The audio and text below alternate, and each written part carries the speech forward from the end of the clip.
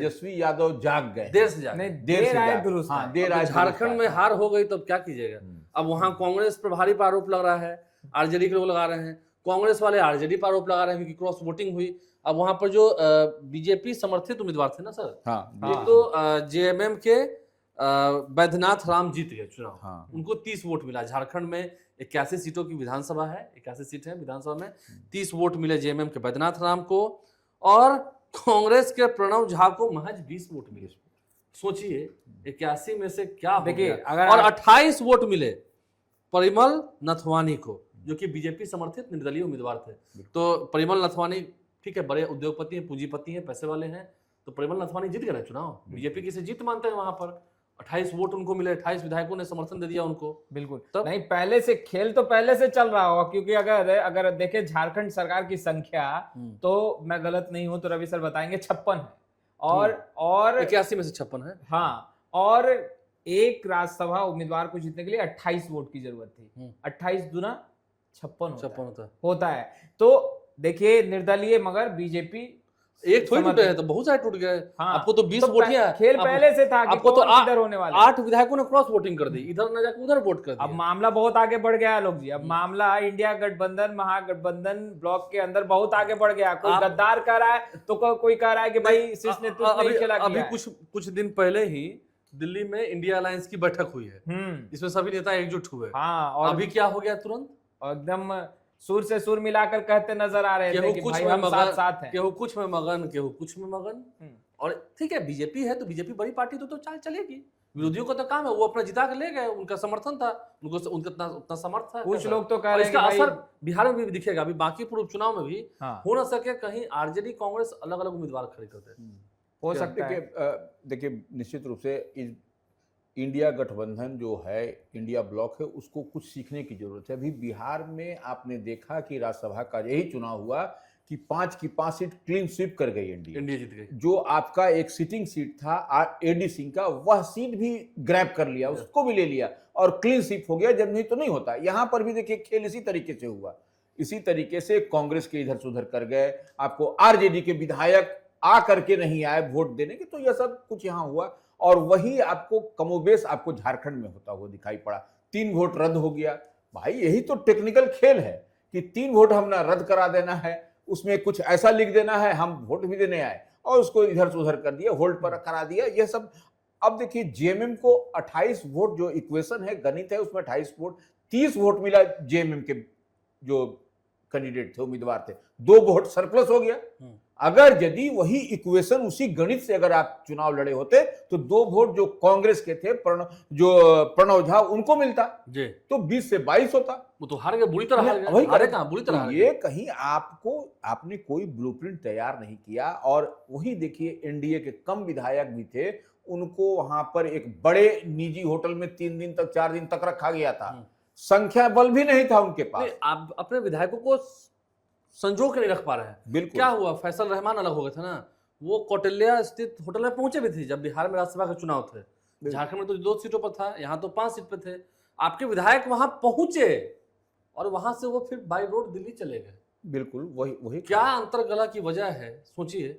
और फिर सही बात है, देखिए विपक्ष को क्या है, मजबूत होना पड़ेगा थोड़ा, क्योंकि विपक्ष है, बस हम कह रहे हैं विपक्ष है नहीं ऐसे। देखिए वही हम कर रहे हैं कि अब देखिए कि हम लोग पहले अभी तो चर्चा कर रहे थे भरत तिवारी की। भरत तिवारी का घटना की कितने दिन बाद तेजस्वी यादव पार्टी कार्यालय में आकर प्रेस कॉन्फ्रेंस कर रहे हैं। अगर यदि वो जागृत होते, जगे हुए होते, सोए नहीं होते, तो ये घटना दुर्घटना सबको दिखाई पड़ रहा था। नेता प्रतिपक्ष हैं, उनके लोग वहां पर हैं। अभी जो है सो आपको देखा आपने कि वहां पर किस तरीके से वहां पर एक सीट जीत करके आरजेडी लाई ले आई ना अभी एमएलसी वाले चुनाव में। हाँ, सुनील सिंह, नहीं सुनील सिंह नहीं, तो सोनू राय।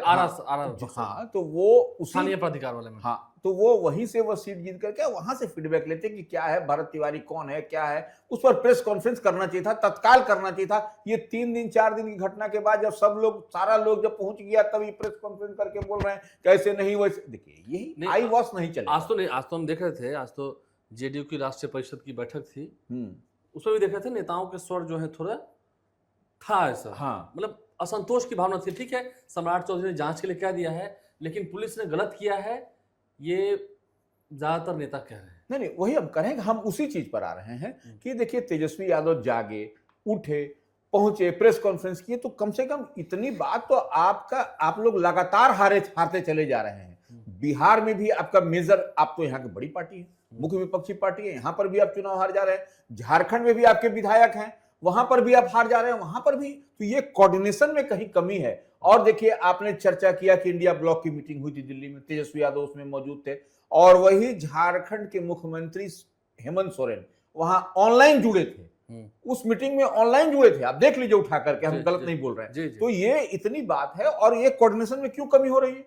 क्या कारण है कोऑर्डिनेशन में कमी होने का? तो कहीं ना कहीं बिहार में ऐसा कुछ नहीं है। चुनाव में, विधानसभा चुनाव में आपने देखा तेजस्वी यादव ने खुद को चेहरा बनवा तो लिया, लेकिन क्या परिणाम हुआ? कांग्रेस वाले भी बोल रहे हैं खुलकर कि आपने तो कहवा लिया है कि महागठबंधन के सीएम फेस अप होंगे, क्योंकि इंडिया अलायंस कुछ और ट्राई कर रही थी। इस बार आपने जबरदस्ती करवा लिया, तो क्या रिजल्ट आया? 25 सीट पर आप सिमट गए, बाकी का भी सुपड़ा 41 में पूरा विपक्ष, निर्दलीय सब 41 में साफ हो गए। नहीं, इनका प्ली देखिए, ये बड़ा टेक्निकली ये लोग प्ली भी दे रहे हैं। ये लोग प्ली इनका है कि जिस स्टेट में जो पार्टी ड्राइविंग सीट पर है वो अपना कमान वही संभालेगी। यहाँ ड्राइविंग सीट पर तेजस्वी यादव है बिहार में, जिस तरह से झारखंड में जेमे में वहां पर ड्राइविंग सीट में, तो यहाँ बिहार में विपक्ष की ओर से ये है।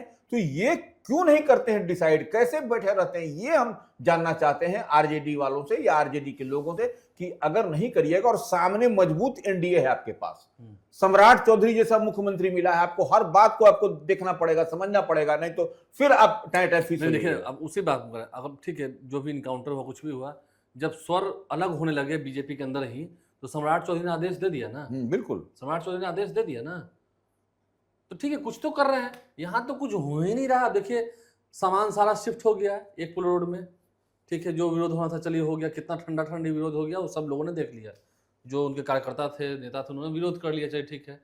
अब अपना शिफ्टिंग की तैयारी हो रहा है। तेजस्वी यादव तो रहेंगे वन पोलो में।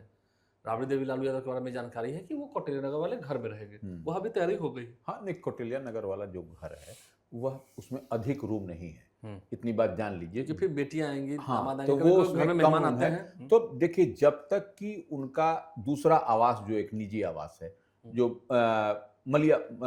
महुआ बाग वाला, तो वो बन के तैयार नहीं होता, तब तक ये लोग यहाँ रहेंगे। क्योंकि वो देखिए, इसमें रहेंगे नहीं, वो जहाँ 39 हार्डिंग रोड में वो नहीं रहेंगी, क्योंकि वह माकूल नहीं है उनके रहने लायक, उतनी सुविधा नहीं है। क्योंकि देखिए, लालू प्रसाद यादव, इन्फेक्शन उनको कहीं नहीं हो जाएगा, इसलिए क्योंकि वो किडनी स्वास्थ्य कारण से भी है। तो ये उतनी व्यवस्था, 1 रूम 2 रूम उनको चाहिए लालू प्रसाद यादव को खुद रहने के लिए, तो उतना बड़ा यहाँ पर स्पेसियस नहीं है, अलग से नहीं बना हुआ है। 10 सर्कुलर रोड में हम आपको बता देते हैं, आप लोग दिखवा लीजिए, जांच करवा लीजिए। राबड़ी देवी ने अपने फंड से या आग्रह विनती करके, जो फंड होता है उससे, वहां पर भवन निर्माण से कह के एक अलग से एक रूम बनवाया है, जिसमें लालू प्रसाद यादव रहते हैं। तो ये यही बताना चाह रहे हैं कि वैसी सुविधा यहाँ पर नहीं हो पा रही है, इस लिहाज से वो लोग वहां रहेंगे, और उसके बाद फिर जब महुआ बाग में बन जाएगा तो वो लोग वहां चले जाएंगे। अब चलिए, हम भी एक थोड़ा सा सुना देते हैं। आजकल पॉलिटिकल गलियारों में तो कुछ कुछ कहानियां दब जाती हैं। एक बिहार सरकार के मंत्री हैं, एनडीए के ही घटक दल के हैं, बीजेपी के नहीं हैं, हम बताएंगे। एक बिहार सरकार के मंत्री हैं, उनके केबिन में, उनके जो पर्सनल उनका चेंबर है, मंत्री कक्ष है, कार्यालय है, वहाँ पर आजकल पैचअप कराया जा रहा है। किस चीज़ का? तो औरंगाबाद में 2 सवर्णों की लड़ाई हो गई है। क्या क्या है? एक एसडीओ है औरंगाबाद के नवीनगर में, झाजी हैं। कैसे हैं झाजी? और एक ठेकेदार हैं, वो बाबू साहब है, मंत्री जी के सो जाती है। हाँ, मंत्री भी बाबू साहब, मंत्री भी बाबू साहब। हाँ, हाँ, मंत्री जी भी बाबू साहब, मतलब राजपूत समाज से आता है। ठीक है, आलोक जी एक चीज और समझ लीजिए, यही मंत्री जी के यहाँ एक बार और भी कहा जा रहा था कि इस मंत्री जी के साथ में कांग्रेस का एक कार्यकर्ता है, कांग्रेस के नेता जो है सो डील कराते हैं। हाँ, मतलब बिचौलिए वो बने हुए हैं। बिचौलिए बने, कहते हैं कि विभाग तो मेरा है। हाँ, विभाग तो मेरा है। तो मंत्री जी राजपूत समाज से हैं और राजपूत ठेकेदार नहीं है। राजपूत जो ठेकेदार जी हैं अपने, उन्होंने क्या किया, जो तनातनी हो गई, वो ठेकेदार हैं, खून गरम है, सरकारी कार्यालय में घुसकर एसडीओ पर पिस्टल तान दिया। सरकारी कार्यालय में घुसकर एसडीओ पर पिस्टल तान दिया। अब एसडीओ भी अपना सरकारी अफसर है, उस पर आपने पिस्टल तान दिया सरकारी कार्यालय में घुसकर। वो भी अड़ गए, नहीं करेंगे काम, नहीं पास करेंगे, फाइल पास नहीं होगा, आगे नहीं बढ़ेगा, सब काम अटक गया, पैसा भी सब पैसा अटक चुका है। अब मंत्री जी थोड़ा सुलहनामा करा दे रहे हैं, क्योंकि भाई अब तो ठेकेदार को जेल जाना होगा। अब ऐसे तो सरकार में कहा था कि किसी के साथ होगा तो 48 घंटे में कार्रवाई होगी। एसडीओ जो है उसने अब तक कंप्लेन क्यों नहीं किया? अभी सरकारी इंस्पेक्टर है किसी, अब हम एसडीओ कर रहे हैं, हम इंस्पेक्टर की बात कर रहे हैं। इंस्पेक्टर पर या हवलदार पर पिस्टल तान के दिखाइए।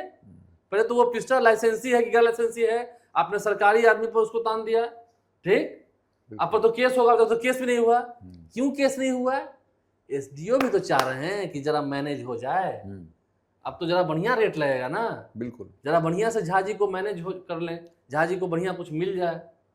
और मंत्री जी इसके लिए पूरा दिन भर अपने कार्यालय में अच्छा खासा 1-1.5 घंटा समय दे रहे हैं, केबिन बंद करके ये कह करके मीटिंग चल रही है, बाहर लाल बत्ती जला रहता है कि अंदर मीटिंग चल रही है, कोई नहीं आएगा, operation is going on, operation is going on. ऐसा ऑपरेशन कि जिसमें बेचारा अपना स्वजाति भी बच जाए, अगला पैसा भी कमा ले, नी के विभाग वाला सब है, और सेटलमेंट भी हो जाए कोई, लेकिन और विभाग की बदनामी भी ना हो। एक बात है, मंत्री जी बराबर कुछ न कुछ खेल करते रहते हैं। अब चलिए फिर से मंत्री बन गए, जब एक्सटेंशन हुआ फिर से मंत्री बन गए।